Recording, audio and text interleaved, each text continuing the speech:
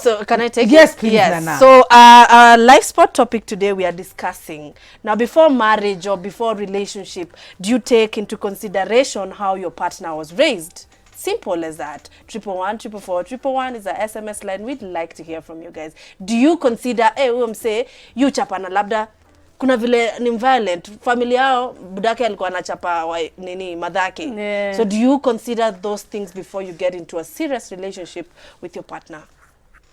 Oh, just Wow. yes, you know, it's important. You know, these conversations are very healthy, and we'd like to know: are you taking into considerations? Yeah.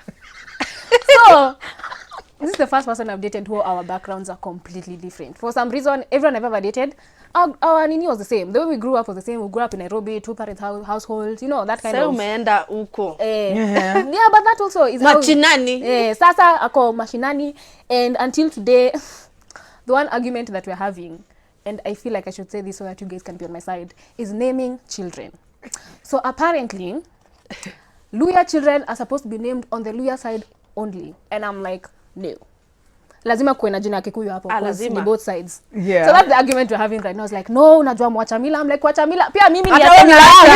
So that's like the conversation we're having. And then now he's gotten to the place where we'll cross that bridge and get there. Yeah. So that's the number one thing. Because it's how he's raised. It's what that's how he was raised. Exactly. His cousins, even him, he identifies on his father's side. As much as he was raised predominantly by his mother, he identifies with his father's side. Usema mtoto ni wa baba. Like mpaka akose. Mimi nakwambia akose ndio utajua mtoto ni wa It's interesting, but I think it's an important conversation to have before you get into a serious relationship with someone. And this will it could be maybe not even how they were raised, maybe their background even.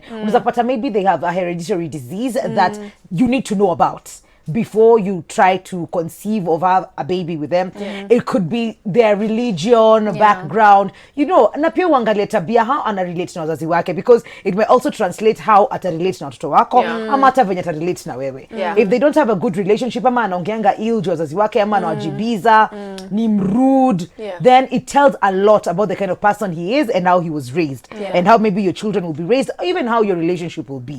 So I think it's a very important conversation to have. It is, I think mine was majorly when it came to naming my kids. Not necessarily what side. I didn't care, but all I knew is that I knew my kids are gonna have no English names.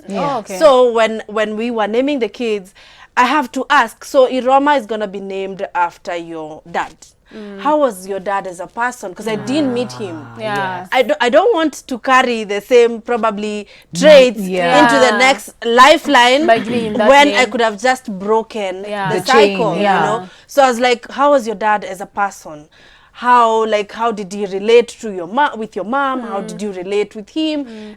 Just so I know. You know. So it majorly when it came to naming my kids, because when it came to him being raised by his mom, he had already told me so much stories about where they lived, what happened between the mom and the dad, exactly. So I knew the backstory, but now when it came to naming, I also really don't want English names. I really don't want English names. I really don't want English names. Like for me, it's my subtle way of kukataa hii inaitwaje ukoloni mambo leo. For me, I wish I could drop my name, my first name, to be honest. I tried to say that. I tried to say that, and the next time I say that Mary ni majina gani hii? You know, like Mwikali is such a cool name, you know. So one day before, like when I was transitioning out of my father's house into my own, nikasema nipatie my birth certificate, you know. And as he gave me, he told my mom, please make sure atatoa jina ya Mary kwa certificate, because I'm so scared that I was going to do it. But I think, you know, like kuna venye tu napenda wazazi wangu na hizo majina zao, like it's not working, it's not happening. Those Bible names. But also other cultures, like, you know, women serving their men and stuff like that. Because I was told nitaenda sijui kuchota maji kwa mutoni. That's what I women do, sijui and gathering.